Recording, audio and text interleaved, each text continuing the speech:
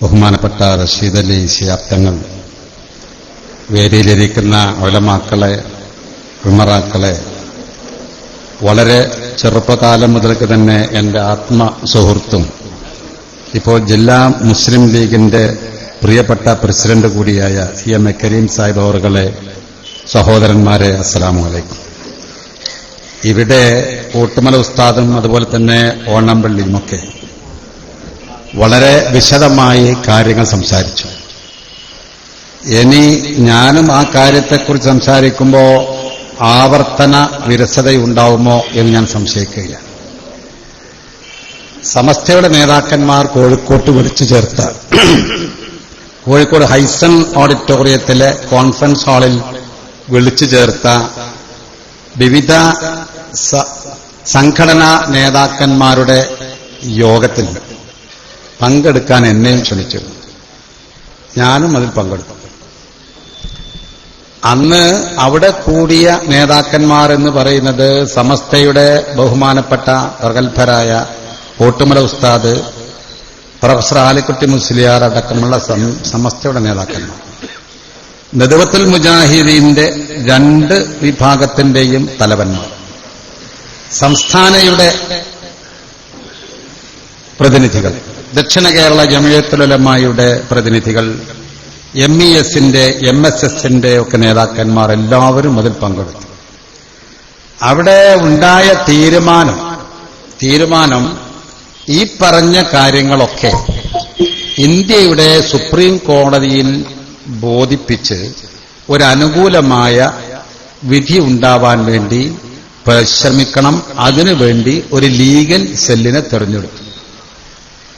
ഈ വാർത്ത 2 ദിവസം കഴിഞ്ഞ് പുറത്തു വന്നപ്പോഴേക്കും ചാനലുകളിലും മാധ്യമങ്ങളിലുമൊക്കെ വലിയ ചർച്ച, ചിലർക്ക് ആഘോഷം, ചിലർ മുസ്ലിം സമുദായത്തെ പുറകോട്ട് വലിക്കുന്നു എന്ന് മാത്രമല്ല താലിബാനിൽ ചേർക്കാൻ വേണ്ടി ശ്രമിക്കുന്നുണ്ടോ, ലക്ഷറി തൈബയിൽ മന്മത്വം ഇവർ പ്രതീക്ഷിക്കുന്നുണ്ടോ, അങ്ങോട്ട് കൊണ്ടുപോകുന്നുണ്ടോ എന്നുള്ള രീതിയിലാണ് ഇവിടെ പ്രചരണം നടത്തുന്നത്.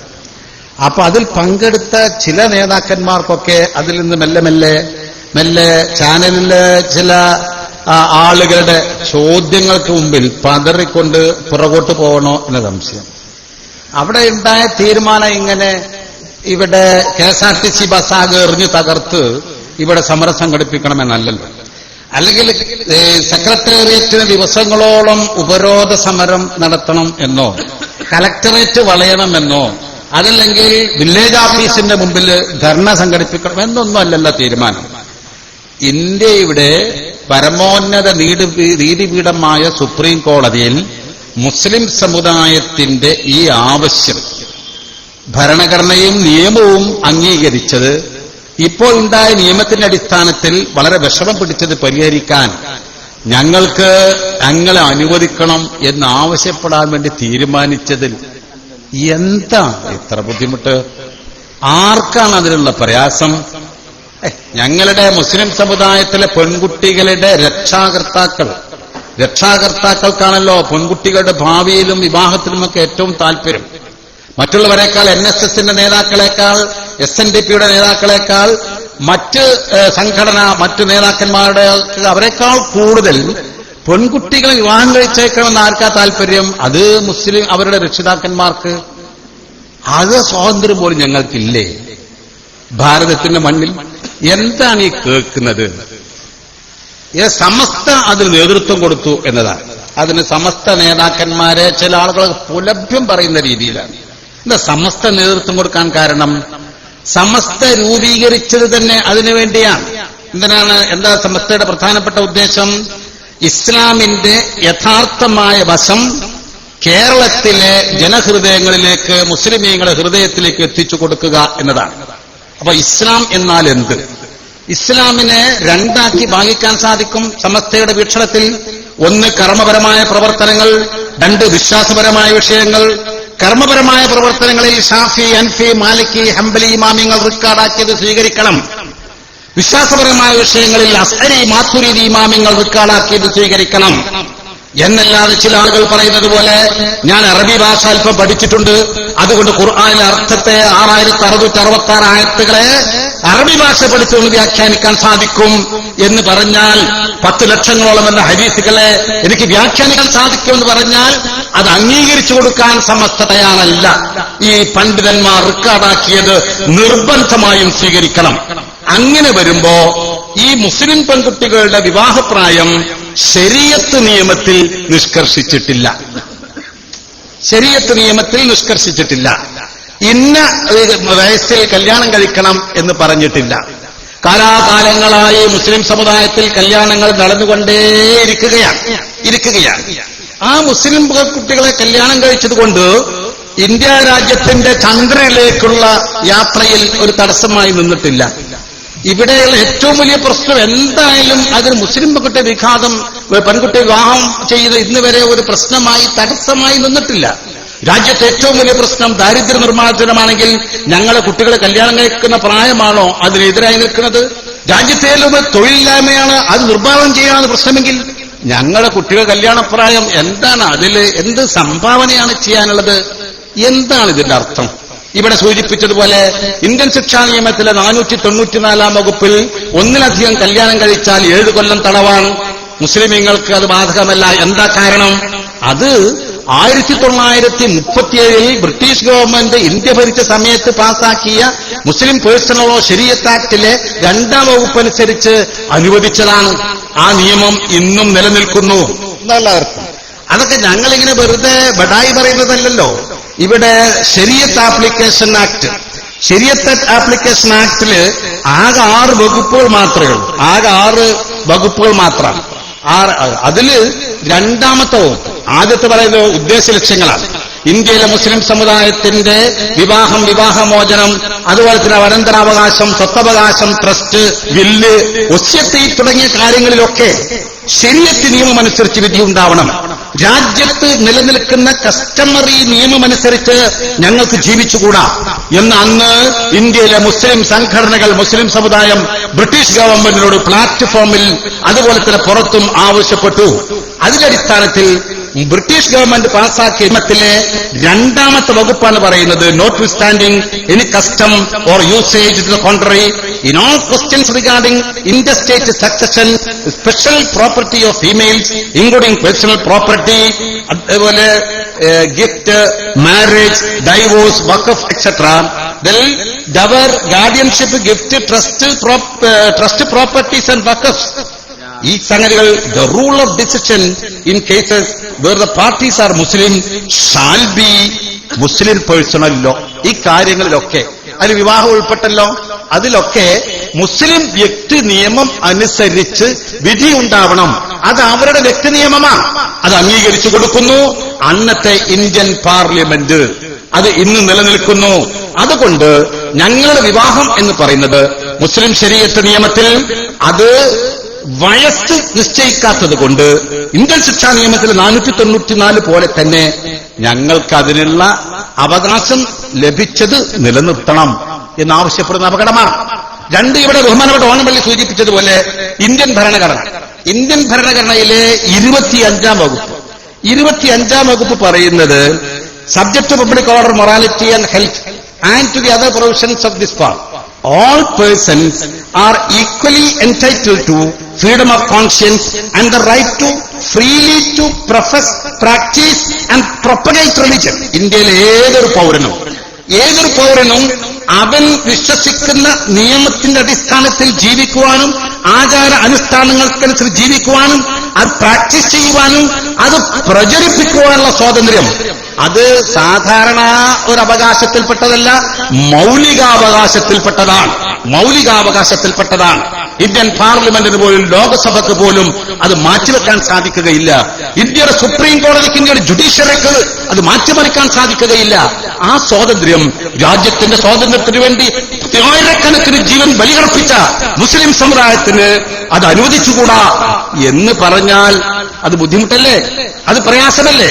ഭരണഘടനയിലെ 29ാം വകുപ്പ് പറയുന്നത്, any section of the citizens, protection of interest of minorities, any section of the citizens residing in the territory of India or any part thereof having a distinct language, script or culture of its own shall have the right to conserve the same. ഒരു ന്യൂനപക്ഷ വിഭാഗത്തിന് അവരുടെ ഭാഷ ഏത്, അവരുടെ സംസ്കാരം ഏത്, അവരുടെ സ്ക്രിപ്റ്റ് ഏത്, അത് നിലനിർത്താനുള്ള അതനുസരിച്ച് ജീവിക്കാനുള്ള അവകാശം ഇന്ത്യൻ ഭരണഘടനയിലെ മൗലികാവകാശത്തിൽപ്പെട്ട 29ാം വകുപ്പ് നൽകുന്നു. എന്താണ് അർത്ഥം? മുസ്ലിം സമുദായത്തിന് ഒരു കൾച്ചറുണ്ട്. ആ കൾച്ചർ എന്ന് പറയുന്നത് ശരീഅത്ത് നിയമമാണ്.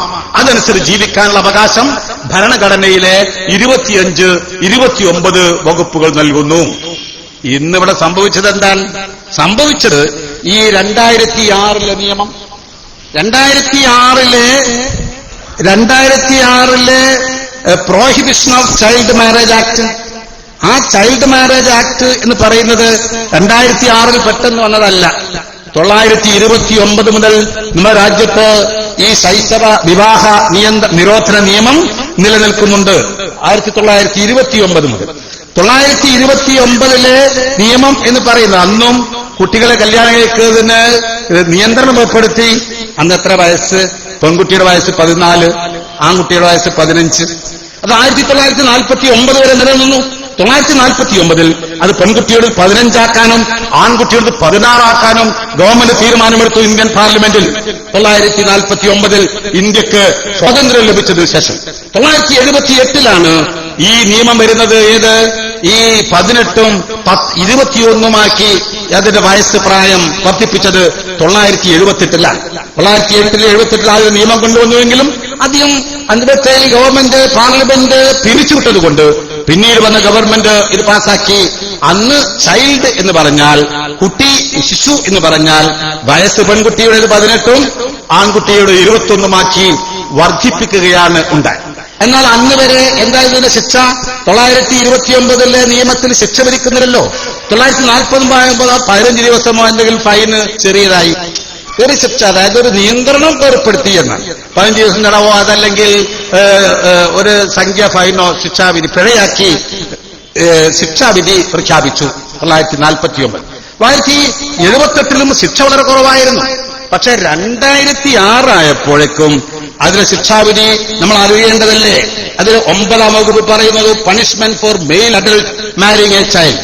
കല്യാണം കഴിക്കുന്ന 18 വയസ്സിൽ താഴെ കല്യാണം കഴിക്കുന്ന ഒരു പുരുഷന് ലഭിക്കുന്ന ശിക്ഷ, whoever being a male adult above 18 years of age contracts a child marriage shall be punishable with rigorous imprisonment which may extend to 2 years or with fine which may extend to 1 lakh rupees or with both. കല്യാണം കഴിക്കുന്ന 18 വയസ്സ് കഴിഞ്ഞ ഒരു പുരുഷൻ 21 വയസ്സ് കഴിഞ്ഞ പുരുഷൻ 18 വയസ്സായ കുട്ടിയെ കല്യാണം കഴിക്കുകയാണെങ്കിൽ അവന് 2 കൊല്ലം തടവ്, അല്ലെങ്കിൽ 1 ലക്ഷം ഉറുപ്പിക പിഴ, അല്ലെങ്കിൽ 2 കൂടെ നൽകണം എന്നാണ്. അല്ലെങ്കിൽ 2 കൊല്ലം തടവ്, അല്ലെങ്കിൽ 1 ലക്ഷം, അല്ലെങ്കിൽ 2 കൂടെ. പിന്നെ 10 punishment for solemnising a child marriage, അതായത് അത് നടത്തി കൊടുക്കുന്ന ആളുകൾക്ക്. അതാണ് 10ാം വകുപ്പ്. Whoever performs, conducts, directs or abets any child marriage shall be punished with rigorous imprisonment which may extend to 2 years and shall be liable to fine which may extend to 1 lakh rupees. ഇത് നടത്തി കൊടുക്കുന്ന ആളുകൾക്ക് അത്ര 2 കൊല്ലം കഠിന തടവും and 1 ലക്ഷം ഉറുപ്പിക പിഴയും. സാധാരണ കല്യാണം കഴിക്കുന്നത് എന്താണ്? സമസ്ത സഭ തർക്കൽ നമ്മളെ കാളിമാരാണ്. നമ്മൾ ഏറ്റവും അധികം ബഹുമാനിക്കുന്ന, മഹല്ല് ഭരിക്കുന്ന നമ്മുടെ പ്രിയപ്പെട്ട കാളിമാർ, അവർക്ക് 2 കൊല്ലം കഠിന തടവും 1 ലക്ഷം ഉറുപ്പിക ഫൈനും പിഴയും വിധിക്കണം എന്നാ പറയുന്നത്. ഈ 11ാം വകുപ്പ് punishment for promoting or permitting solemnisation of child marriage. Where a child contracts a child marriage any person having charge of the child. അങ്ങനെ പോയി. അതായത് ആ കുട്ടിയുടെ ചാർജ് ഉണ്ടാകുന്നത് അതിന്റെ വാപ്പാക്ക് ആണല്ലോ, അല്ലെങ്കിൽ സഹോദരന് ചാർജ് ഉള്ള ആള്, പിന്നെ അത് നടത്തിക്കൊടുക്കുന്ന ആള്, അതിൽ പങ്കെടുക്കുന്ന ആള്, അത് തടയാത്ത ആളുകള്, അവർക്ക് 2 കൊല്ലം imprisonment which may extend to 2 years and shall also be liable to fine which may extend to 1 lakh rupees. പങ്കെടുത്ത ആൾക്കും കൂടി 2 കൊല്ലം തടവും 1 ലക്ഷം ഉറുപ്പിക ഫൈനും വിധിക്കണം എന്ന് ഈ ആക്ട് പറയുന്നു. എന്താ അതിന്റെ സ്ഥിതി? ഇപ്പൊ ഞാൻ രാവിലെ ഒരു ഇതിൽ പങ്കെടുത്തു, ഒരു നിക്കാഹിന് പങ്കെടുത്തു. കാരണം നിക്കാഹ് കവിൽത്തു കഴിഞ്ഞതിന് ശേഷം അതിലെല്ലാവരും സാക്ഷികൾ ഒപ്പിടാൻ നിൽക്കുമല്ലോ. സാക്ഷികൾ ഒപ്പിടാൻ നേരത്ത് നമ്മൾ അടുത്തൊരു സ്നേഹിതൻ ഒരാൾ രജിസ്റ്ററിന്റെ അടുത്തുനിന്ന് ഈ ഒപ്പിടാൻ നേരത്ത് അല്ല കഴിഞ്ഞ് ദുആക്ക് കഴിഞ്ഞ് നോക്കുമ്പോൾ എല്ലാം നീച്ചിട്ട് അപ്പുറത്തേക്ക് അങ്ങനെ പോകുന്നുണ്ട്. നല്ല പോയി. അപ്പോ പിന്നെ വേറെ ആളൊക്കെ ഒപ്പിട്ടു. അതിന് ശേഷം ഞാൻ ചോദിച്ചു, അല്ല എന്തേ അവിടുന്ന് മെല്ലെ രജിസ്റ്റർ വന്നപ്പോ പോയത്? ഒന്നുമില്ല, ആ കുട്ടിക്ക് 18 വയസ്സായിട്ടില്ല. അപ്പൊ സാക്ഷി ഒപ്പിട്ട ഉറപ്പായല്ലോ പങ്കെടുത്തു എന്ന്. 2 കൊല്ലം കിട്ടുന്ന ആ പോണത്.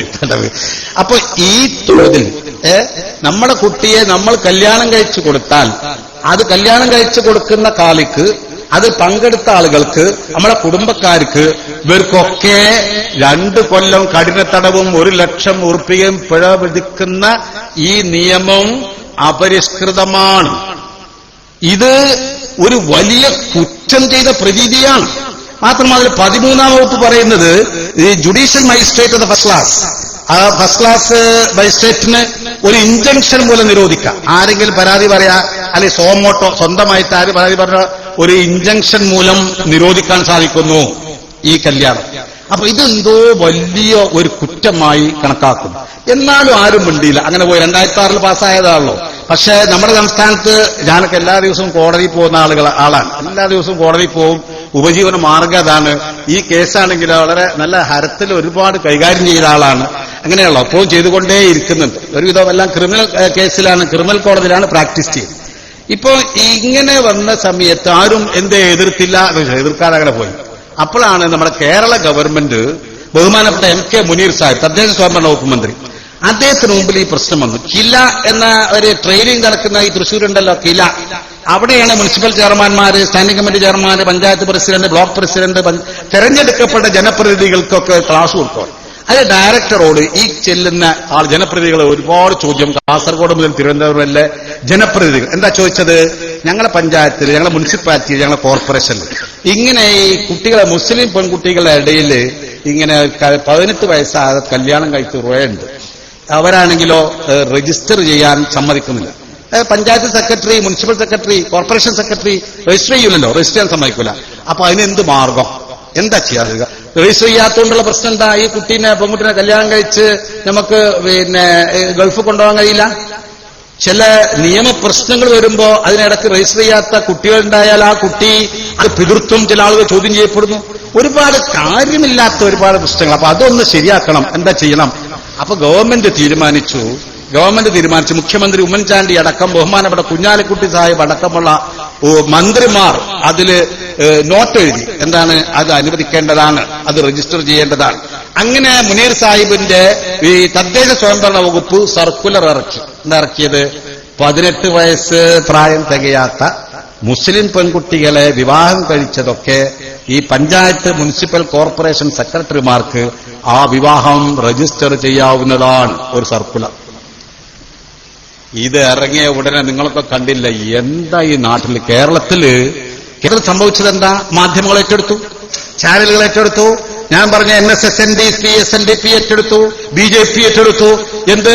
ഇതിനെ വെള്ളരിക്കാപ്പട്ടണമോ, മുസ്ലിമീങ്ങൾക്ക് മാത്രം പ്രത്യേക അവകാശമോ, പ്രത്യേക അധികാരമോ? ഇതെന്താണ്? രാജ്യത്തിന്റെ ദേശീയധാരയിൽ നിന്ന്, മുഖ്യധാരയിൽ നിന്ന് ഇവരെ അടർത്തി മാറ്റുന്ന, ഇവർക്ക് പ്രത്യേക ആനുകൂല്യം നൽകുന്ന ഈ ഗവൺമെന്റ് വർഗീയവാദികൾക്ക് മുമ്പിൽ ഉമ്മൻചാണ്ടി മുട്ടുകുത്തുന്നു. നീക്കാൻ വയ്യ, അനങ്ങാൻ വയ്യ. എല്ലാ ദിവസവും ആക്ഷേപമരങ്ങൾ. ഒരാളും മറുപടി പറയുന്നില്ല. അവസാനം ആ മന്ത്രിക്ക് അത് 27/6/2013 വരെ റെസ്ട്രിക്ട് ചെയ്യേണ്ടി വന്നു. ആലോചിച്ച് നോക്കി, എന്തൊരു സങ്കടം. സമസ്ത ഈ കാര്യങ്ങൾ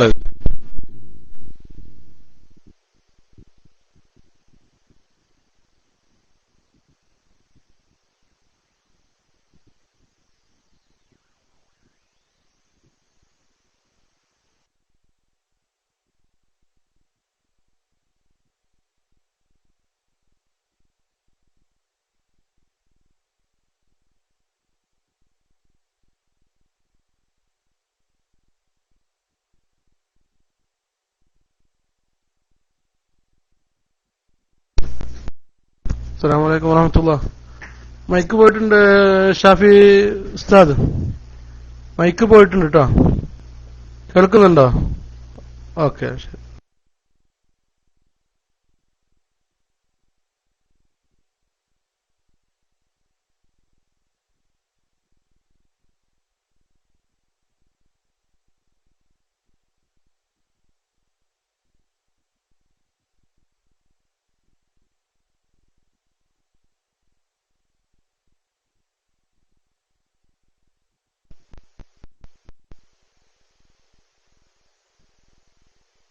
അസ്സലാമു അലൈക്കും വറഹ്മത്തുള്ളാഹി വബറകാതുഹു. ഷാഫി ഈ ചെറുപ്പശ്ശേരി എത്തിയല്ലേ?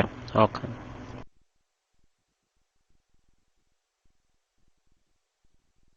തെറ്റിദ്ധരിക്കപ്പെട്ടത് എന്താണ് എന്ന് വെച്ചാൽ, ഈ സമസ്ത നേതാക്കന്മാരും ഈ മതസംഘടനകളും ഒക്കെ കൂടിച്ചേർന്നുകൊണ്ട് മുസ്ലിം പെൺകുട്ടികളെ വിവാഹപ്രായം 18 നിന്ന് കുറക്കാൻ വേണ്ടി തീരുമാനിച്ചു എന്നാണ്. ശുദ്ധ അസംബന്ധാണ്.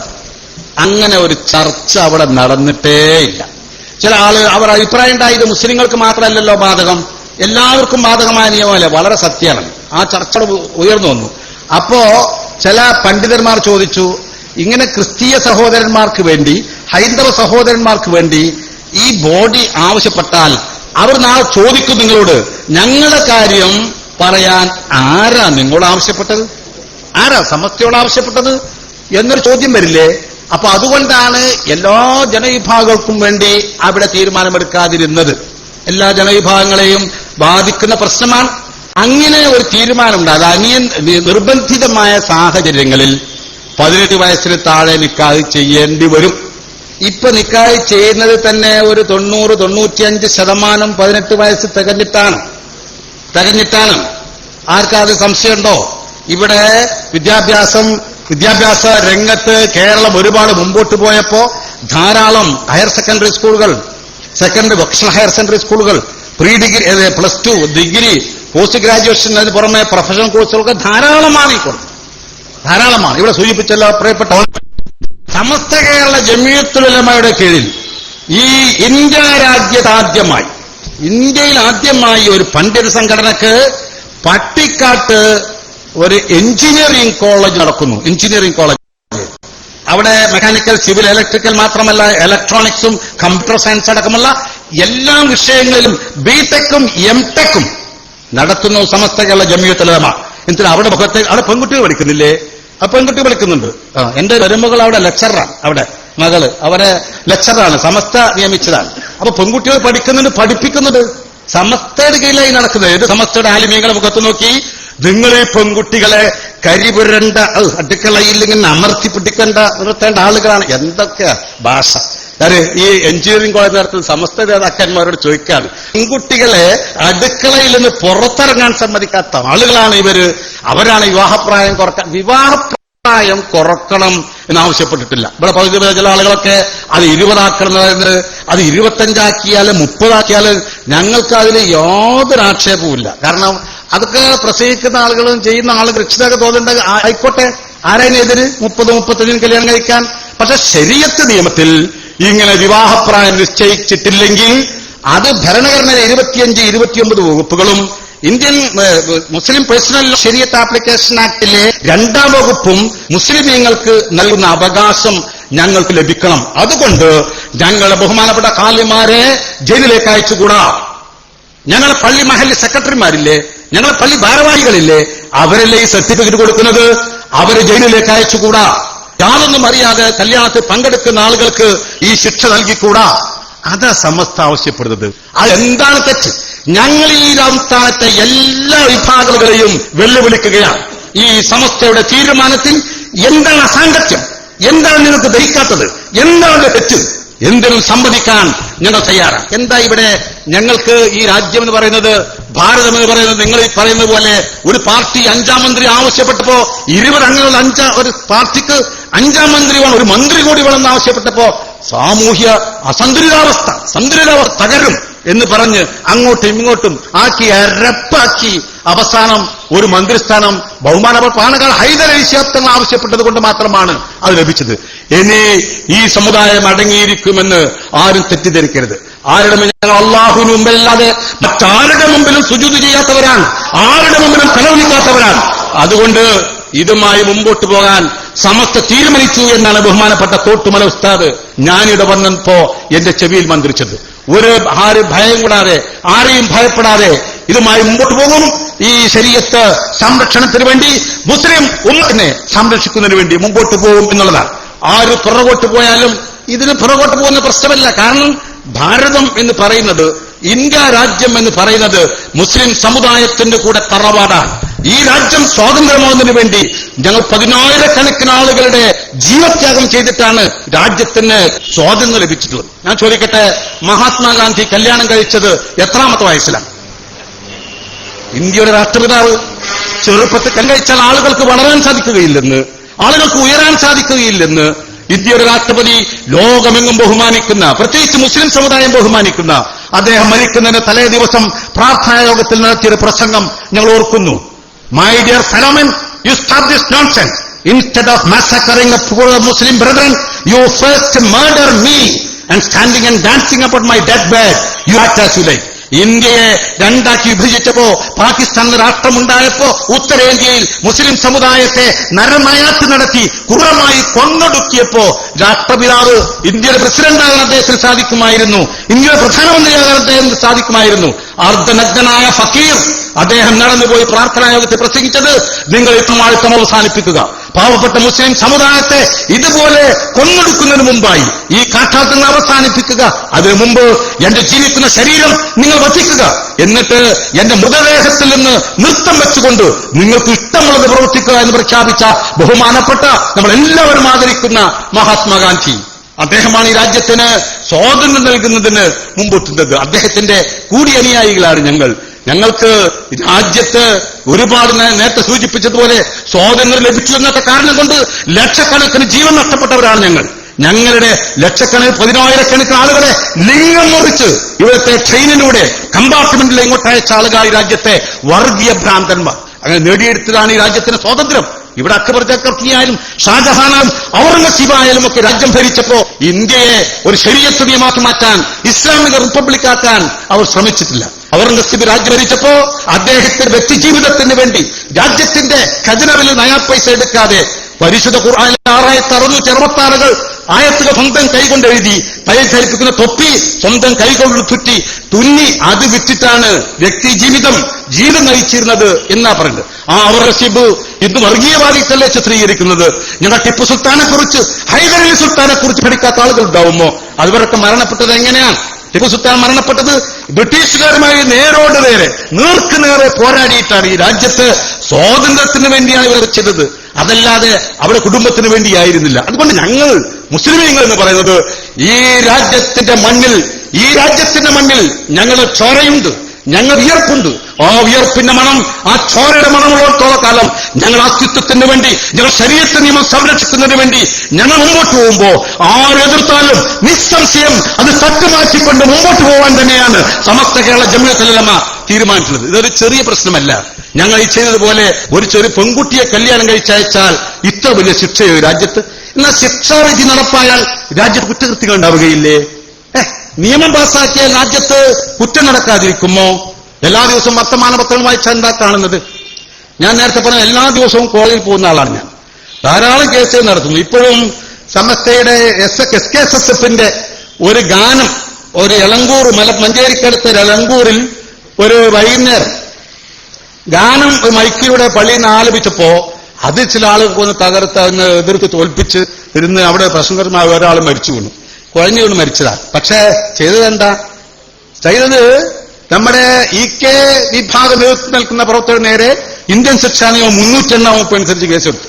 ഞാനാണ് അവർക്കൊക്കെ ഹാജരായത്. 5 ആളുകൾക്കും ഞാനാണ് ഹാജരായത്. എന്നിട്ട് ഞാൻ ചോദിച്ചു, ഇങ്ങനെ അത് ജഡ്ജി, ഡിസ്ട്രിക്ട് ആൻഡ് സെഷൻ ജഡ്ജിയോട്, ഇത് എന്താ നിങ്ങൾ എത്ര നേരത്തെ ഒരു ജാമ്യാപേക്ഷ, ഒരു കൊലക്കേസിന് 8 ദിവസം കൊണ്ട് ജാമ്യം കൊടുത്തു എന്ന് പറഞ്ഞാല് അത് ആളുകൾ എന്താ കോടതിയെ പറ്റി വിചാരിക്കാൻ എന്നാ അദ്ദേഹം.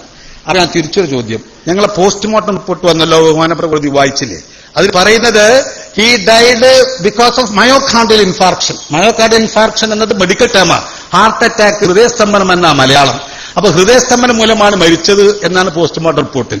ജനങ്ങൾ ചോദിക്കുന്നത് ഹൃദയസ്തംഭനം മൂലം മരിച്ചാലും ഈ പ്രതി ആളുകൾക്ക് ജയിലിൽ കിടക്കണമെന്നാണ്, അതല്ലാതെ മറ്റതല്ല. ഏതായാലും അന്ന് ഇവർക്ക് മുഴുവൻ ജാമ്യം കിട്ടി. കോടതിയുടെ ചരിത്രത്തിൽ ആദ്യമായിട്ടാണ് ഇത്ര ചുരുങ്ങിയ ദിവസം കൊണ്ട് 302 വകുപ്പ് അനുസരിച്ച് കേസ് ചാർജ് ചെയ്തതിൽ ജാമ്യം ലഭിച്ചു.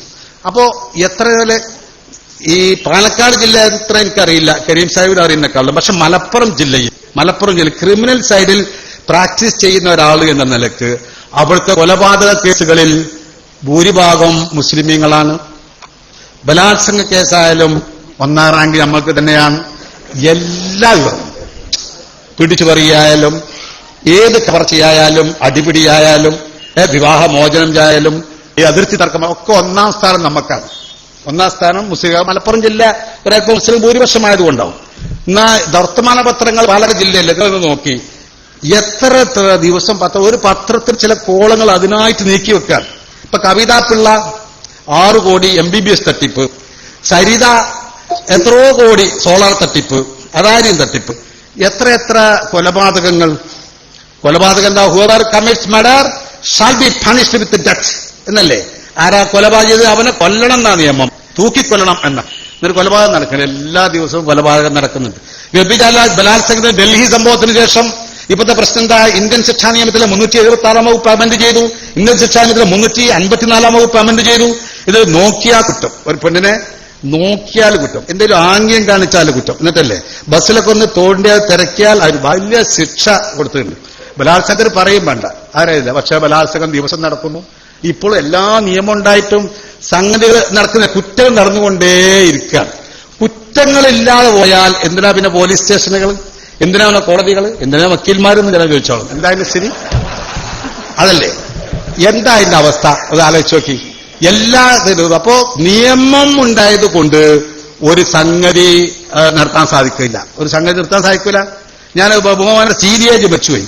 CDAGന്റെ കുട്ടിയെ കല്യാണം കഴിക്കാൻ വേണ്ടി തീരുമാനിച്ചു. അന്ന് 18 വയസ്സായി. മൂപ്പര് ഇങ്ങനെ ഇതുപോലെ യോഗത്തിൽ വെച്ചിട്ട് പൊതുവായി പ്രസംഗിക്കാം, ഞാൻ 10 സീരിയാണ്, എന്റെ മകൾക്ക് 18 വയസ്സായിട്ടില്ല, ഇന്ന് ഞായറാഴ്ചയാണ് കല്യാണം, ആരെ തടുക്കാനുള്ളവരൊക്കെ വരികയെന്നാണ്. അദ്ദേഹത്തിന് എന്താ വെച്ചാൽ ഒരു വേറെ കേസൊക്കെ ഉണ്ടായി, ആരോ ഫോട്ടോ എടുത്തൊരു കേസ് 390 അവർക്ക് അദ്ദേഹത്തെ ജാമ്യം കിട്ടാത്ത വകുപ്പ് വന്ന് ഞാനാണ് അദ്ദേഹത്തിന് വേണ്ടി കോടതിയിൽ ഹാജരായിട്ട് മുൻകൂർ ജാമ്യം. കേസ് വേറെയാണ്, എന്തായാലും ഫോട്ടോ എടുത്ത ആ ക്യാമറ പിന്നെ തെറ്റിപ്പറിക്കാനുണ്ടായി, എന്തൊക്കെ ഫോട്ടോ എടുത്ത സമയത്ത്. അപ്പോ ഹാജരായി. അപ്പൊ കേസുകൾ കേസുകൾ ഉണ്ടായിക്കൊണ്ടേയിരിക്കും. മുസ്ലിം കുട്ടികളെ പിന്നെ ഇങ്ങനെ ഈ ഇമ്പാച്ചിയായിട്ട് 7 കൊല്ലം കണ്ണ് തടവ് കാണിച്ചിട്ട് ഇത് നിർത്താന്നൊന്നും ആരും വിചാരിക്കണം. ഞാൻ ചോദിക്കട്ടെ, ഇപ്പൊ സ്വകാര്യ നമ്മൾ മാത്രമല്ലേ ഉള്ളൂ, വേറെ ആരുമില്ല. എത്ര കല്യാണം നടക്കണ്ടേ നമ്മൾ മഹലിലോ? എത്ര കല്യാണം ഏതെങ്കിലും കാളി കഴിഞ്ഞാൽ അല്ല എന്ന് പറയണത് വരെ ഏതെങ്കിലും പള്ളി കമ്മിറ്റിയെ പറ്റൂല അറിഞ്ഞപ്പോ ഇപ്പൊ ചിലര് ഇതൊക്കെ പേടിച്ചിട്ട് ഇങ്ങനെ നോട്ടീസ് എഴുതി വെച്ചോ, ഇതാ 18 വയസ്സ് വരാതെ ഇങ്ങോട്ട് വരാൻ പാടില്ല എന്നൊക്കെ വെച്ചത്. എല്ലാവരും അങ്ങനെ വന്നാൽ നിങ്ങൾ സർട്ടിഫിക്കറ്റ് കൊടുക്കൂല, അങ്ങനെ പല കാര്യങ്ങളും. കാരണം ഇത് പേടിച്ചിട്ടാണ്. എന്നാലും ബഹുഭൂരിഭാഗം 99% മഹല്ലുകളിൽ കല്യാണം അങ്ങനെ നടക്കുന്നുണ്ട്. ഇതുവരെ ചോദിച്ചില്ല കുട്ടിക്ക് എത്ര വയസ്സായിന്ന് ആരെ ചോദിച്ചാൽ ആരും ചോദിക്കില്ല. അത് സമയമാകുമ്പോൾ രക്ഷിതാക്കൾ വരും, സംഗതി നടത്തും.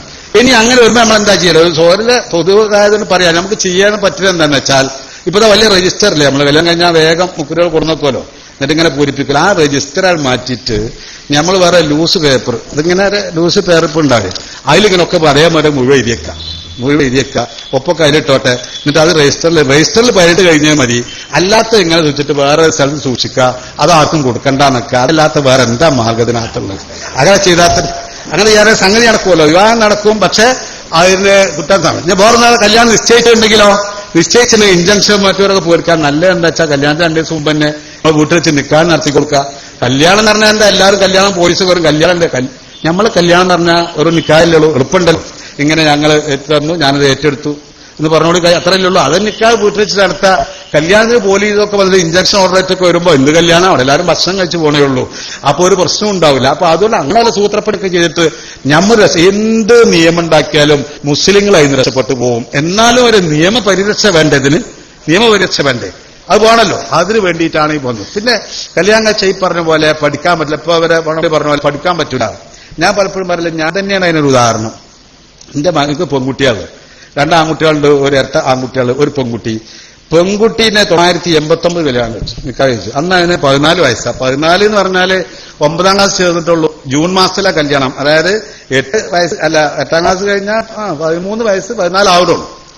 എനിക്കാണെങ്കിൽ പറഞ്ഞ ഹാർട്ട് അറ്റാക്കിന്റെ അസുഖം, കോഴിക്കോട് മെഡിക്കൽ കോളേജിലൊക്കെ ഒന്ന് കലർന്ന്, പിന്നെ നാട്ടിൽ വന്ന് വിശ്രമം, സംസാരിക്കാൻ പാടില്ല. അങ്ങനെ അപ്പൊ എന്റെ എന്താ ഇതിൽ ഇനി രക്ഷല്ല, പണി ഇരുന്നാണല്ലോ. അങ്ങനെ ഒരു നല്ല കല്യാണം വന്നു. കുട്ടിയുടെ കല്യാണം വന്നപ്പോ എന്താ ഞാൻ ചെയ്യേണ്ടത്? ഇന്നെപ്പോലെ ഒരുപാട് രക്ഷിതാക്കളുണ്ടാവില്ലേ, എന്താ ചെയ്യാം? ഇങ്ങനെ പേടിച്ചിട്ട് ഇത് അടക്കണം. ഇത് ഇങ്ങനെ ഇപ്പൊ നിയമം ഇങ്ങനെ വന്നിട്ടുണ്ട്, അതുകൊണ്ട് പിന്നെ കല്യാണം കഴിച്ചു കൊടുക്കൂല അറിഞ്ഞാലേ ഞാൻ മരണപ്പെട്ടു പോയാൽ ആ കല്യാണം കാണാൻ യോഗം ഉണ്ടാവില്ല. അങ്ങനെ ചില സാഹചര്യം മനുഷ്യന് വരൂലേ. നമ്മളെന്ത് ചോദിച്ചാൽ അന്ന് ഞാൻ മുനിസിപ്പൽ ചെയർമാനാണ്, മഞ്ചേരിയിലെ നഗരസഭ ചെയർമാനാണ്. അന്ന് അവിടുത്തെ ഗംഗാധരൻ മിനിസ്റ്ററെ മകളെ 18 വയസ്സ് ചെയ്യാത്ത അദ്ദേഹത്തിന് മന്ത്രിസ്ഥാനം പോയി. എന്റെ ഓഫീസിൽ നിന്നാണ് അത് പോയത്, മഞ്ചേരി മുനിസിപ്പൽ ഓഫീസ്. നവാബ് രാജേന്ദ്രൻ നമ്മളെ വീട്ടിൽ വന്ന് നടക്കാൻ പോകണ്ടല്ലോ ആളാണ് സ്ഥിരമായിട്ട് കേസ് കൊടുക്കുന്ന ആള്. അപ്പൊ എന്ത് ചെയ്തെന്ന് വെച്ചാൽ ഞാൻ പിന്നെ ബാംഗ്ലൂർ നമ്മളെ അത്ര ബന്ധുണ്ട്, അവിടെ പോയി. അവിടെ പോയിട്ട് പിന്നെ എന്റെ ബാപ്പ ഈ മദ്രസ മൊല്ലാക്കിയാണ്, ഏറ്റവും സാധു അന്നത്തെ കാലത്തൊക്കെ വളരെ കുറച്ച് ശമ്പളം കിട്ടുന്ന മൊല്ലാക്ക മദ്രസ മുഅല്ലിമാണ് ബാപ്പ. എളാപ്പയാണെങ്കിലോ നമ്മുടെ സമസ്തയുടെ മുഷാവറ അംഗം, അദ്ദേഹം മരണപ്പെട്ടു പോയി, നമ്മുടെ കിടങ്ങഴി ഉസ്താദ് അബ്ദുറഹ്മാൻ മുസ്ലിയാർ. അപ്പൊ രണ്ടാളും ഞങ്ങളൊക്കെ കൂടി ബാംഗ്ലൂർ പോയി. ബാപ്പ കുത്തുപോരി, എളാപ്പ നിക്കാവും ചെയ്ത്, അങ്ങനെ കല്യാണം കഴിഞ്ഞ് നിക്കാഹ് ചെയ്ത് അമ്മ പോന്ന്. അതിനുശേഷം ആ പെൺകുട്ടി പിന്നെ അന്ന് 9ാം ക്ലാസ്സിലല്ലേ, ആ കുട്ടി പിന്നെ SSLCക്ക് ഡിസ്റ്റിങ്ഷനോടുകൂടി പാസ്സായി. ഒന്നിച്ചാണല്ലോ നടക്കുന്നത്. ആ കുട്ടീനെ പ്രീ ഡിഗ്രി നല്ല ഫസ്റ്റ് ക്ലാസ്സോടി പാസ്സായി. പിന്നെ BDS ചേർന്നു. BDS ചേർന്നിട്ട് അത് കൊല്ലം പബ്ലിക് പരീക്ഷ, അതിലൊക്കെ പാസ്സായി. ഈ ആൺകുട്ടിയാണെങ്കിലോ അത് MBBS പഠിച്ചിരുന്നത്, MBBS പാസ്സായി. കൊല്ലം MBBS പരീക്ഷയല്ലേ, അത് കഴിഞ്ഞിട്ട് അതിനൊരു PG ഉണ്ട്, അതിനും പാസ്സായി. ഓല് രണ്ടാളും ഇപ്പൊ ഈ പെരിന്തൽമണ്ണ വളരെ നല്ല നിലക്ക് പോലെ ജീവിക്കുന്നുണ്ട്. ഞാൻ ഇതിനെ പേടിച്ചുകൊണ്ട് പിന്നെ കല്യാണം കഴിച്ചു കൊടുക്കാതിരുന്നാല് ഒന്ന് മരണപ്പെട്ടു പോയാൽ അത് പോയി, അല്ലെങ്കിൽ എന്താ അതിന്റെ സ്ഥിതി. അപ്പൊ കല്യാണം കഴിച്ചാല് പിന്നെ പഠിക്കാൻ സാധിക്കൂല എന്ന് പറയുന്നത് അത് ശരിയാണോ എന്ന് ആലോചിച്ചു. ഇപ്പൊ പെൺകുട്ടികൾക്ക് മാത്രം മഞ്ചേരി കോളേജുണ്ട്, യൂണിറ്റി വിമൻസ് കോളേജ്, എയ്ഡഡ് കോളേജാണ്, ഗവൺമെന്റ് സാമ്പളം കൊടുക്കുന്നു. അതിൽ 1000-ഓളം പെൺകുട്ടികളുണ്ട്.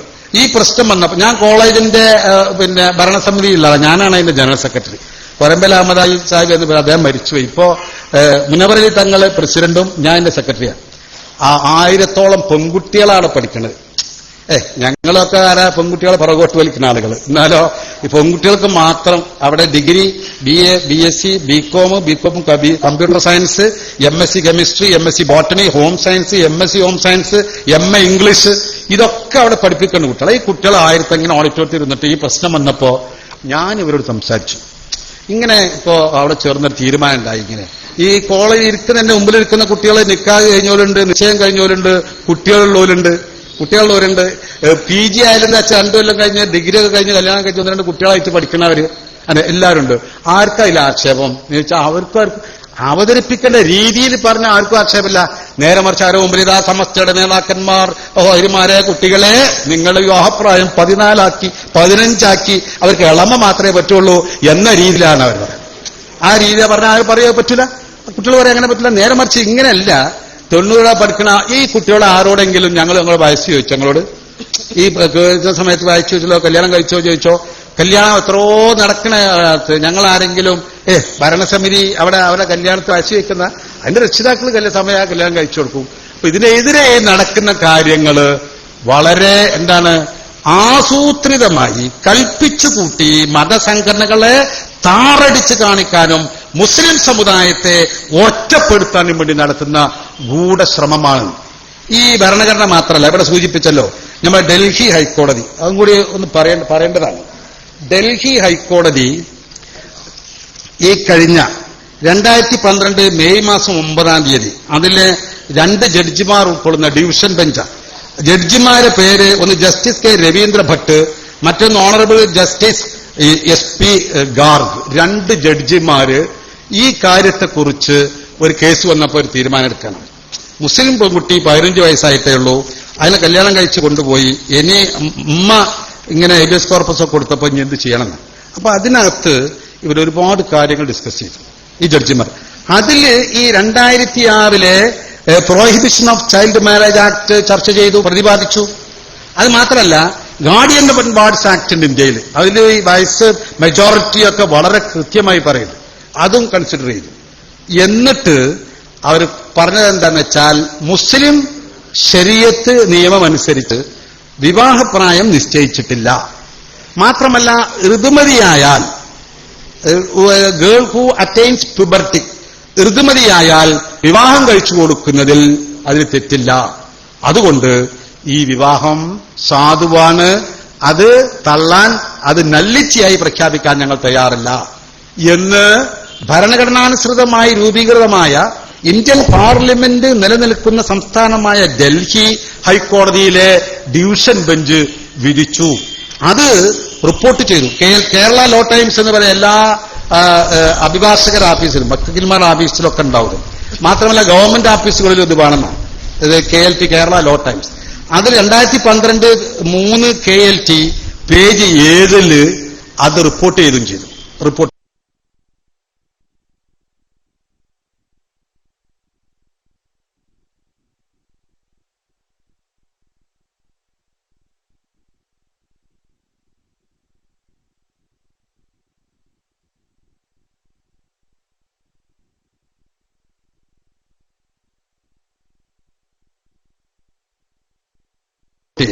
ഇതിനെതിരെ വിശദീകരിക്കാൻ സാധുവാണ്. അതിനാരും അപ്പീൽ പോയിട്ടില്ല. അപ്പൊ അത് എന്താ കോടതിയെ ശബ്ദിച്ചത്? എതിരെ എന്താ ശബ്ദിക്കാത്തത്? നമ്മൾ അച്യുതാനന്ദൻ ഒന്ന് ശബ്ദിച്ചു നോക്കി. കോടതി ഇങ്ങനെ എന്താ പറയുക, ഉമ്മൻചാണ്ടിനെ കോടതിക്ക് പേടിയാണ്. ഇന്ന് എല്ലാ ജഡ്ജിമാരും പോലെയല്ലോ ഹാറൂൻ റഷീദാണ് ഇരിക്കുന്നത്. അയാൾക്ക് വേറെ ചില സംഗതിയൊക്കെ ഉണ്ടോ? ഒറ്റ മറുപടിയാ. കയ്യടിക്ക് വേണ്ടി VS അച്യുതാനന്ദ കോടതിയെ ഉപയോഗിക്കരുത് ഒരു താക്കീതും. നിങ്ങൾ നിയമം പഠിച്ചിട്ടില്ലെങ്കിൽ പഠിപ്പിച്ചു തരാൻ ഹാറൂൻ റഷീദ് എന്ന ഈ ജഡ്ജി തയ്യാറാണ് എന്നാ മറുപടി. എല്ലാ ജഡ്ജിമാരും കളിക്കണാരി ചിലപ്പോ ഹാറൂൻ റഷീദിനോടൊന്ന് കളിച്ചാലേ അതിനപ്പം തന്നെ മറുപടി കിട്ടും. അപ്പൊ അതാണ് കോടതികൾ എല്ലാവരും ബഹുമാനിക്കണം. ബഹുമാനിക്കഴിഞ്ഞാൽ ചില ജഡ്ജിമാർ ഉണ്ടാക്കും. ഇപ്പൊ ശുംഭന്മാർ എന്നൊക്കെ പറഞ്ഞില്ല ചില ആളുകൾ, ആരും മറുപടി ഉണ്ടായിരുന്നല്ലോ. പക്ഷെ അത് ഇയാളായ അപ്പൊ തന്നെ കിട്ടും ആരാണ് ശുംഭന് എന്താണെന്നുള്ളത്. ഇയാൾക്ക് അങ്ങനെയല്ല. ഹാറൂൻ റഷീദ് ആയതുകൊണ്ട് വേറെ അത് ഹാറൂൻ റഷീദ് അല്ലേ, അങ്ങനെ ഉണ്ടല്ലോ. അതിൽ പിന്നിൽ വേറൊന്നുണ്ടല്ലോ ഹാറൂൻ റഷീദ്. അപ്പൊ അങ്ങനെ അപ്പൊ ഡൽഹി ഹൈക്കോടതിയുടെ വിധി, ആ വിധിയിൽ മാത്രമല്ല ഇവര് വേറെ 2-3 വിധികളും അതിൽ പ്രതിപാദിച്ചു. അതിലൊക്കെ പറഞ്ഞ പാറ്റ്ന ഹൈക്കോടതി ഇങ്ങനെ വിധിച്ചിട്ടുണ്ട്. 1980 ക്രിമിനൽ ലോ ജേർണൽ റിപ്പോർട്ട് ചെയ്ത് വന്നിട്ടുണ്ട്. അങ്ങനെ 2-3 കോടതി വിധികൾ അതിൽ ഉദ്ധരിച്ചു. അതിലൊക്കെ മുസ്ലിം സമുദായത്തിന്റെ പെൺകുട്ടികളെ ഈ ഋതുമതിയായാൽ വിവാഹം ചെയ്യുന്നത് നിയമ അനുസൃതമാണ് എന്നാ പറഞ്ഞത്. അപ്പൊ എന്തായി? പാർലമെന്റ് പാസാക്കിയ ശരീഅത്ത് ആപ്ലിക്കേഷൻ ആക്ട് നമുക്ക് അനുകൂലം, ഭരണഘടന 25-29 നമുക്ക് അനുകൂലം, ഭാരതത്തിലെ കോടതി വിധികൾ നമുക്ക് അനുകൂലം. അതനുസരിച്ച് ഇപ്പൊ നടക്കുന്ന ഈ സംഗതി ഞങ്ങൾക്ക് വളരെ ബുദ്ധിമുട്ടുന്നുണ്ട്. സുപ്രീം കോടതി ചോദ്യം ചെയ്യണം എന്ന് മാത്രമേ ഇവിടെ പറഞ്ഞിട്ടുള്ളൂ. എന്ന് മാത്രം. സുപ്രീം കോടതിയിൽ ചോദ്യം ചെയ്യുന്ന പറഞ്ഞാൽ എന്താണ് സുപ്രീം? ശരിയല്ലാതെ സുപ്രീം കോടതി അപ്പോൾ തള്ളൂലേ? ആ ലീഗൽ സെല്ലിൽ ഞാനും ഒരാളാണ് അവിടെ തെരഞ്ഞെടുപ്പിന്റെ സുപ്രീം കോടതി പോകാനുള്ള. സുപ്രീം കോടതിയിൽ പോയിട്ടൊരു കാര്യം പറയുന്നത്, സുപ്രീം കോടതിയിൽ പോയിട്ട് മുസ്ലിം സമുദായത്തിന്റെ ഒരു കാര്യം പറയാൻ പാടില്ല. എന്താ ഇപ്പൊ ഇവരൊക്കെ വിചാരിച്ച ശരി? എന്താ ഇതിന്റെ അർത്ഥം? ഞാൻ നേരത്തെ പറഞ്ഞ രാജ്യത്തിൽ കലാപം ഉണ്ടാക്കാനല്ലല്ലോ സമസ്ത. മാത്രമല്ല സമസ്ത കേരള ഇസ്ലാമത വിദ്യാഭ്യാസ ബോർഡിന്റെ കീഴിൽ 9837 മദ്രസകൾക്കൊക്കെ അംഗീകാരം നൽകിയിട്ടുണ്ട്. ഏതെങ്കിലും ഒരു മദ്രസ എത്ര സെക്കൻഡ് ഇന്ന് വരെ അവിടെ വിദ്യാർത്ഥി സമരം ഇൻകുലാബ് സിന്ദാബാദ് ആരെങ്കിലും കേട്ടിട്ടുണ്ട്? അവിടെ സമസ്തയുടെ മദ്രസയിൽ എവിടെയെങ്കിലും സമരം കേട്ടിട്ടുണ്ടെങ്കിൽ അവരെത്ര അല്ലെ, അവരെങ്ങനെ നടത്തുന്നില്ല? ഗുരുഭൂതന്മാരെ ബഹുമാനിച്ച് യഥാർത്ഥമായ വിദ്യാഭ്യാസം, ഗുരുകുല വിദ്യാഭ്യാസം, ഗുരുനാഥന്മാരും ഗുരു തമ്മിലുള്ള എന്ത് അച്ചടക്കത്തിലായി നടക്കുന്നത്? അവരെ ഇപ്പൊ ഈ പഠിപ്പിക്കാൻ വരുന്നത് ഇതൊക്കെ ശരിക്കും കാണിച്ചു കൊടുക്കല്ലേ? കാണിച്ചു കൊടുക്കാൻ. പിന്നെ ഇവിടെ കാണിച്ച ബാക്കിയുള്ള ലോകരാഷ്ട്രങ്ങളിലെ അതിന്റെ വിവാഹപ്രായമായി പറഞ്ഞതൊക്കെ നമ്മൾ തൊട്ടടുത്താണ് നേപ്പാൾ. വേറെ ചിലർ പറഞ്ഞു ശാരീരിക അവസ്ഥയൊക്കെ മാറ്റി മറിച്ചുണ്ടാവും എന്നാണ് ഈ പറഞ്ഞത്. അങ്ങനെ മാറ്റി ഉണ്ടാക്കണ ഉദ്ദേശിക്കാന്ന് വെച്ചാൽ ഗൾഫിലൊക്കെ പോയി ബ്രോസ്റ്റ് മറ്റോ കഴിച്ച് പെൺകുട്ടികളൊക്കെ വലുതായിട്ടുണ്ട് എന്നാണോ നമുക്ക് മനസ്സിലാകാഞ്ഞിട്ടല്ലല്ലോ അത്. അങ്ങനെയല്ലേ അതിന്റെ അർത്ഥം. അപ്പൊ അതിന്റെ അർത്ഥം വിവാഹപ്രായം കൊണ്ടും കുറക്കണം എന്നല്ലേ അതിന്റെ അർത്ഥാല്. ഇത് കേൾക്കട്ടെ, അതിന് ഗുണമുണ്ടാവും ദോഷം ഉണ്ടാവും. ഇപ്പൊ ചെറുപ്പത്തിൽ കല്യാണം, ഇപ്പൊ ഗവൺമെന്റ് ഉദ്യോഗസ്ഥർ ചെറുപ്പത്തിൽ കല്യാണം കഴിച്ചാൽ എന്താണ്ടാവുക? 55 വയസ്സോ 58 വയസ്സോ പിരിണീന്റെ ഇടക്ക് 2-3 കുട്ടികളുണ്ടെങ്കിൽ ആ കുട്ടികളൊക്കെ കല്യാണം കഴിച്ചിട്ടുണ്ടാവും, ആ കുട്ടിക്കോ ജോലി ആയിട്ടുണ്ടാവും, റാഹത്തായിട്ട് പിരിയ. നേരെ കുറച്ച് ബില്ല് പറഞ്ഞാൽ കുറച്ച് അധികം കഴിഞ്ഞിട്ടാണെങ്കിലോ ആ കുട്ടി 7ാം ക്ലാസ്സിൽ 8ാം ക്ലാസ്സിൽ കല്യാണം കഴിച്ചില്ല, എവിടെ എത്തിയില്ല, ആൺകുട്ടി എടുത്ത് ഇടങ്ങേറായിട്ട് ഞാനൊക്കെ ഇങ്ങനെ ഒരുപാട് ഗവൺമെന്റ് ഉദ്യോഗസ്ഥന്മാരുടെ ഒക്കെ പിരിയുന്ന റിട്ടയർമെന്റ് യോഗത്തിലൊക്കെ ഒരുപാട് പങ്കെടുക്കാനുള്ള അവസരം എനിക്കുണ്ടായിരുന്നു. അതിലൊക്കെ ചിലത് പറയുന്നേക്കാം ഒന്നുമില്ല, എന്റെ ഇത് വെച്ചാൽ അത് ലേറ്റ് മാരേജ് എന്ന് പറഞ്ഞു. അതുകൊണ്ടാണ്, കാരണം കുട്ടി +1 ആയിട്ടുള്ളൂ, അത് പിരിഞ്ഞു. ഇനി ഈ കുട്ടിന്റെ എങ്ങനെ ശമ്പളം ഇല്ലെങ്കിൽ എങ്ങനെയാണ് കുട്ടിയെ വളർത്തുക? അപ്പോ ദോഷം എന്താ മനസ്സിലായില്ല. അതെന്താണാവോ? പണ്ടൊക്കെ നമ്മളൊക്കെ വീട്ടിലൊക്കെ 10 കുട്ടികൾ 11 കുട്ടികളൊക്കെ 6-7 കുട്ടികളൊക്കെ പ്രസവം സാധാരണയായിരുന്നു. ഇപ്പൊ ആരും പറയാതെ എന്തൊക്കെയോ ഇപ്പൊ ഒന്ന് പറഞ്ഞതിലൊക്കെ എണ്ണൊക്കെ വളരെ ചുരുങ്ങി വന്നിട്ടുണ്ട് അല്ലേ? അപ്പൊ അന്ന് എന്താ 5-6 കുട്ടികളൊക്കെ ആൺകുട്ടികളുണ്ടെങ്കിലേ ഓലെങ്ങനെ വലിയ മുടുക്കന്മാരായി നിന്ന് ബാപ്പാനൊക്കെ ആരെയും ചീത്തറിഞ്ഞാണ്ടല്ലോ എന്തേക്കാരെയും ശരിയാലോചിച്ചു ആരെങ്കിലും വരിക വീട്ടിൽ അടുത്ത് ആദ്യം നമുക്ക് അത് അറിവിന്റെ നമുക്ക് വേറെ പിന്നെ പരിഗണിക്കാം, കാരണം പേടിച്ചിട്ടാണത്. അപ്പൊ അങ്ങനെയുണ്ട്. അപ്പൊ ദോഷം എന്താന്ന് മനസ്സിലായില്ല. ഇവിടെ പറഞ്ഞല്ലോ. അപ്പൊ ഞാന് ഈ ഫാമിലി കോടതികളിൽ അതുപോലെ തന്നെ ഫസ്റ്റ് ക്ലാസ് മജിസ്ട്രേറ്റ് കോടതികളൊക്കെ ഒരുപാട് ഹാജരായിരുന്നു. എന്റെ ഭാര്യയാണെങ്കിലോ പബ്ലിക് പ്രോസിക്യൂട്ടറായിരുന്നു. അവളെ എല്ലാ കേസിലും ഈ പ്രതികളെ ജയിലിക്കയക്കണം ഞങ്ങൾക്ക് പറയാൻ പാടുള്ളൂ. ഏത് കേസായാലും നമ്മളാണെങ്കിൽ എല്ലാ പ്രതികളും വിട്ടയക്കണം എന്നല്ലേ നമുക്ക് പറയാം. അങ്ങനെയല്ല അത് രണ്ടും കൂടി ഒരു കോടതി പോകാൻ പാടില്ല. കോടതി ഒരു മൊറാലിറ്റി ആയിട്ടാണ് നമുക്ക് പോകാൻ പറ്റില്ല. അങ്ങനെയാണ്. ഇപ്പൊ നമ്മളെ മകനും വക്കീലായി ഈ പണിയുണ്ട്. അപ്പോ ഇപ്പൊ ഈ പറഞ്ഞ പോലെ പിന്നെ ഇപ്പൊ ഒരു കേസുണ്ട്, അടുത്തുള്ളതാണ് കേസ്, അതുകൊണ്ട് പേര് വരാൻ വയ്യ, ഇവിടെ ഉള്ളതാണ്. ഏതായാലും ഭർത്താവ് ഇപ്പോ ഇത് പാസ്സായി, MBBS പാസ്സായി, ഔസർജി പാസ്സായി, പ്രാക്ടീസ് ചെയ്യുന്നുണ്ട്. ഭാര്യ അടിക്കില്ലോ 3rd year MBBS പഠിക്കണം. അവർ അങ്ങോട്ടും ഇങ്ങോട്ടൊക്കെ പറഞ്ഞ് ഭയങ്കര തെറ്റായി. പിന്നെ അത് ഒഴിവാക്കും.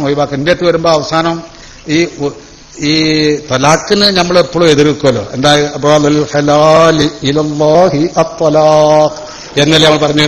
പടച്ചോ അനുവദിച്ചെങ്കിലും ഏറ്റവും അധികം പടച്ചോ ദേഷ്യമുള്ളതാണല്ലോ അത് ചെയ്യരുത്. അപ്പൊ നമ്മളെന്താ ചെയ്യരുത് പടച്ചോന് കോപമുള്ളതാണെന്നുണ്ടെങ്കിൽ പണ്ടൊക്കെ ശരീഅത്ത് സമ്മാനത്തിൽ ഞാൻ നാടകം നടന്നിരുന്നു. അതൊക്കെ പടച്ചോന് ദേഷ്യമുള്ളതാണെന്നെങ്കിൽ ആരാ തലാഖിയല്ല.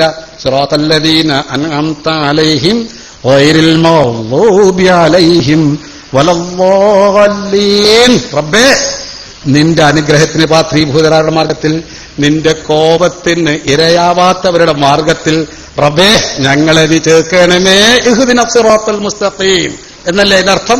അപ്പോ അള്ളാന്റെ കോപത്തിന് ഇരയാവുന്ന ഒരു സംഗതിയാണ് തൊലാഖ് എങ്കിൽ നമ്മൾ എന്ത് ചെയ്യും? നമ്മൾ അത് വല്ല മാറും. നമ്മൾ ഓഫീസിൽ ഇപ്പോ വീടും ഓഫീസൊക്കെ എത്താം, തലാഖിന് ഒന്ന് പുറത്തേക്കിറങ്ങി കളി അറിയും. നമ്മൾ അങ്ങനെയല്ല, അത് കുറച്ചപ്പുറം അങ്ങനെയാണ് നമ്മൾ. അപ്പൊ ഇപ്പൊ നമ്മൾ പറ്റൂല.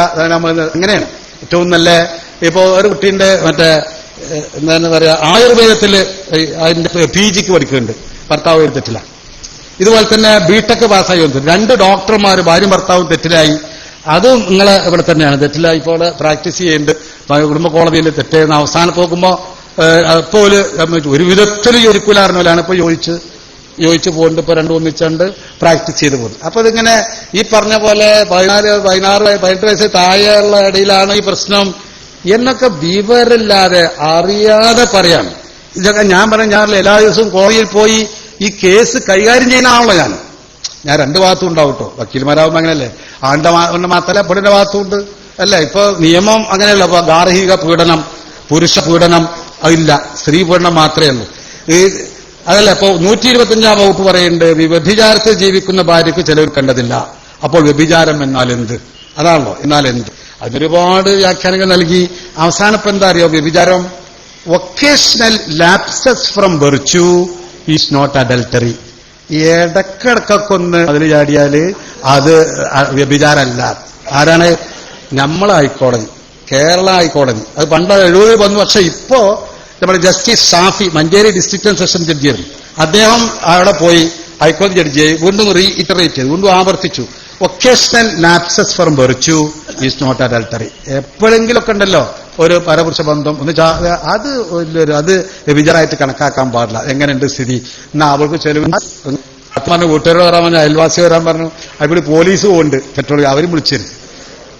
ശരിക്കേ പോയിട്ട് വാല് മുട്ടി വാല് തുറന്നപ്പോൾ ഇങ്ങനെ ഉറക്കത്തിൽ കഴിച്ചിട്ട് എന്തേ വാല് മുട്ടി? ആരും കാണാനില്ല, ആത്താരും കാണാനില്ല. ബനോറപ്പാണ്, കാരണം പോയി കണ്ടിട്ടുണ്ട് ഓടാമലട്ടയല്ലേ, ആളെ കാണാനില്ല. അപ്പോ ആ കട്ടിലിൽ നല്ല വീതിയില്ല, ആത്തിട്ടുകാനുണ്ട് വീതി. അപ്പൊ അത് തുറന്നു നോക്കുമ്പോ മൂപ്പരുണ്ടായിരുന്നല്ലേ, കാലുകൊണ്ട് നീട്ടിയിട്ട് ഒറ്റ ചവിട്ട് പുറത്തേക്ക് ഇറങ്ങിയിട്ട് എല്ലാവരും കൂടി ഒക്കെ അടിപൊടിയൊക്കെ ആയി, സംഗതിയായി. പോലീസ് വന്നൊക്കെ കൊണ്ടുപോയല്ലോ, ഇപ്പൊ കൊണ്ടുപോയി സംഗതികളൊക്കെ. അങ്ങനെയുള്ള കേസ് പെണ്ണിനായി പോയി ഞാൻ ഹാജരാകേണ്ടത്. അപ്പൊ ഞാന് ഇങ്ങനെ occasional lapses from virtue is not adultery ഇതുണ്ടായതല്ലോ ഒക്കെ ഒറ്റ പ്രാവശ്യം കൂട്ടൂലാണ് നമ്മളെ. അപ്പൊ നിയമം സ്ത്രീകൾക്ക് അനുകൂലാണ് നിയമം. അപ്പോ പിന്നെ പെരിന്തൽമണ്ണ ഒരു കേസ്, ഭാര്യയും ഭർത്താവും അവർ തെറ്റി, ഭർത്താവ് ഗൾഫിലാണ്, ഇവൾക്ക് ഈ പറഞ്ഞ ഒരു ചുറ്റിക്കറങ്ങൽ സംഗതിയായി നോക്കുമ്പോ അതിന്റെ സംഗതിയൊക്കെ ഭയങ്കര എത്ര കാലമായി, വയസ്സായി, ആകെ ഒരു വീടാണ്ടായത്. ആ വീട്ടില് നിന്നാണ് ഈ സംഗതിയൊക്കെ നടക്കുന്നത്. ഇവിടെ വന്നു. അപ്പൊ മറ്റേ ഗാർഹിക പീഡനം, ഡൊമസ്റ്റിക് വയലൻസ് ആക്ട് എന്നിട്ട് പറയുന്നത് എന്താ വെച്ചാൽ, എന്നെ ആ വീട്ടിൽ നിന്ന് ഇറക്കി വിടാണ്, അതിൽ കയറി ഇരുന്നിട്ട് എന്നെ ഇറക്കി വിടാൻ പാടില്ല, അവിടെ എന്നെ ഇതിനെ താമസിക്കാൻ സമ്മതിക്കണം. കോടതിക്ക് യാതൊരു സംശയവുമില്ല, അവിടുന്ന് ഇറങ്ങി പോകാൻ പാടില്ല, അവിടുന്ന് ഇറങ്ങാൻ പാടില്ല, ഈ സാധു അവിടെ കയറാനും പാടില്ല.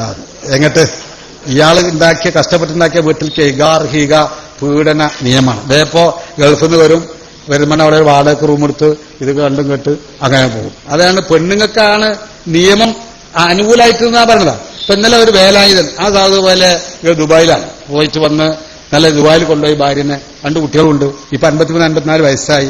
വളരെ സന്തോഷം. 8-4 കൊല്ലം കൊണ്ട് നല്ല വീടുണ്ടാക്കി, സ്ഥലമൊക്കെ വാങ്ങി, വീടൊക്കെ വെച്ചു, ഇവിടെ കുട്ടികളെ അതിലാക്കി പോയി. കുറച്ച് കഴിയുമ്പോൾ കിട്ടുന്ന അദ്ദേഹത്തിന് അഞ്ചനും പറഞ്ഞത് അവിടെ അയൽവാസി ഉണ്ട്, രാത്രിയായാലും ഈ വീട്ടില്. അങ്ങനെ വെച്ച് ആകെ ഉപ്പായി എന്ത് ചെയ്യും, ഓനെ ഡൈവോഴ്സിന് കേസ് കൊടുത്തു ഫാമിലി കോടതിയിൽ. അപ്പൊ ഉണ്ടായി ഇവള് ഗാർഹിക പീഡനത്തിന് കൊടുത്തു. ഇന്നതിൽ ഇറക്കി വിടാൻ പാടില്ല. അപ്പൊ കോടതി പറഞ്ഞു ഇറക്കി വിടാൻ പാടില്ല എന്ന്. അപ്പൊ ഇറക്കി വിടാൻ പാടില്ല. കുട്ടികളായതാകുമ്പോ ഇവൻ ഇതൊക്കെ ഉണ്ടാക്കിയ ആള് പുറത്ത്. അങ്ങനെയാണ് സ്ത്രീകൾക്കുള്ള നിയമം. പിന്നെന്താ പീഡനം 498A അല്ല, IPC 498A അതല്ല. അതുകൊണ്ടാണ് ചിലപ്പോ പലപ്പോഴും പല സ്ഥലങ്ങളിലും മറ്റേ പൊട്ടിത്തെറിയും കാണുന്നുണ്ടെന്നാ പറയുന്നത്. ശരിയാണെന്നറിയില്ല, ഒരു നിവൃത്തിയില്ലാതെ വരുമ്പോഴേ. അപ്പൊ പുരുഷ പീഡനത്തിന് യാതൊരു നിവൃത്തിയില്ല. അതിനൊരുപാട് ആണുങ്ങൾ ഉണ്ടാവും ബുദ്ധിമുട്ട് അനുഭവിക്കണം. അവർക്ക് അതിന്റെ ഒരു മാർഗമില്ലാണ്.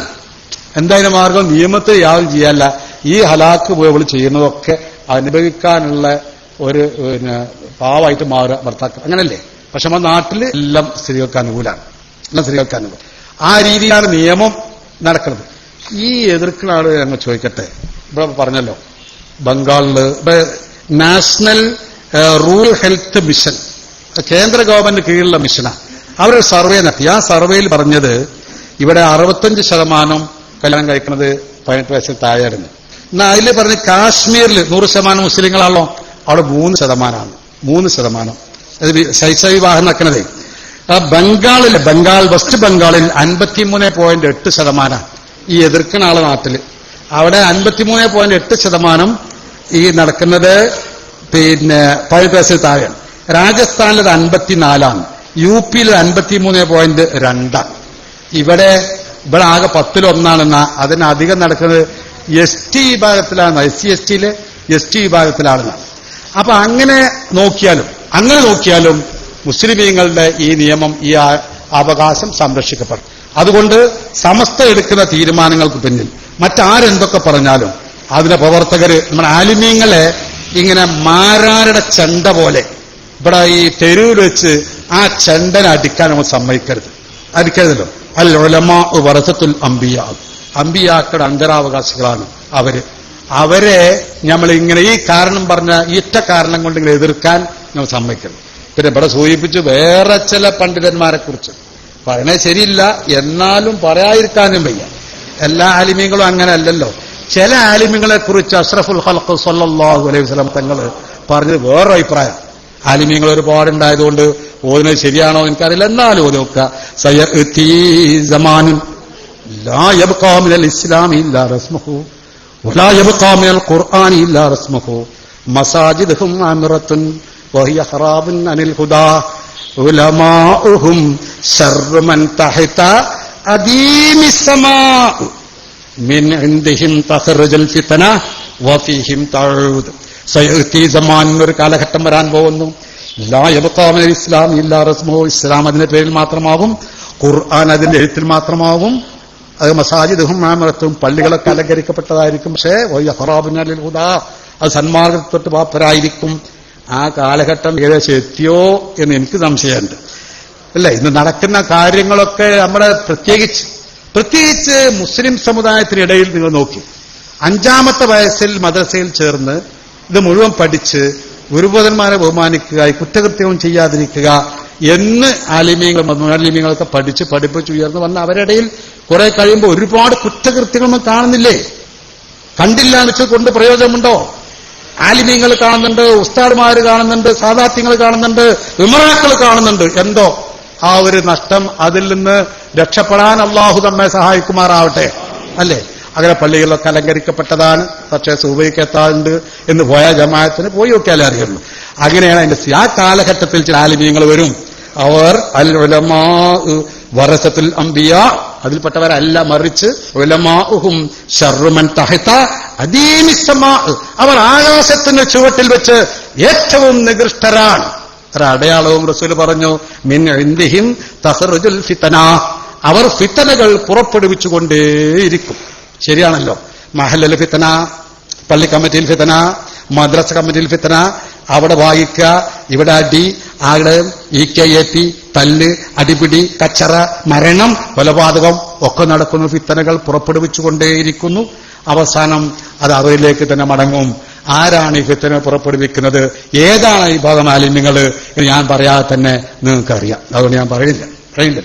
അപ്പൊ അങ്ങനെയാണ് നമ്മുടെ ഇടയിൽ സമസ്ത ഈ തീരുമാനമായി മുമ്പോട്ട് പോകുമ്പോ അത് ശരിയായില്ല. ആര്? നമ്മുടെ ഇടയിൽ തന്നെ ചില പണ്ഡിത സംഘടനകൾ അങ്ങനെയും നടക്കുന്നുണ്ട്. 73 ഗ്രൂപ്പുകളാവും. ഞാൻ അതിൽ പ്രവേശിക്കട്ടല്ലോ, അങ്ങനെ ആയിപ്പോവും. ഏതായാലും നമ്മെ സംബന്ധിച്ചിടത്തോളം ഇങ്ങനെ ഏറ്റവും ന്യായമായ, ഏറ്റവും അത്യാവശ്യമായ ഒരു ധർമ്മം, ആ ധർമ്മത്തിന്റെ പൂർത്തീകരണത്തിന് വേണ്ടി സമസ്ത എടുക്കുന്ന നടപടികൾക്ക് നിങ്ങളുടെയൊക്കെ ആത്മാർത്ഥമായ പിന്തുണയുണ്ടാവണം എന്ന് മാത്രം അഭ്യർത്ഥിച്ചുകൊണ്ട് ഞാൻ എന്റെ ചുരുങ്ങിയ വാക്കിന് വിരമിക്കട്ടെ. നിങ്ങൾക്ക് നന്ദി. അസ്സലാമു അലൈക്കും.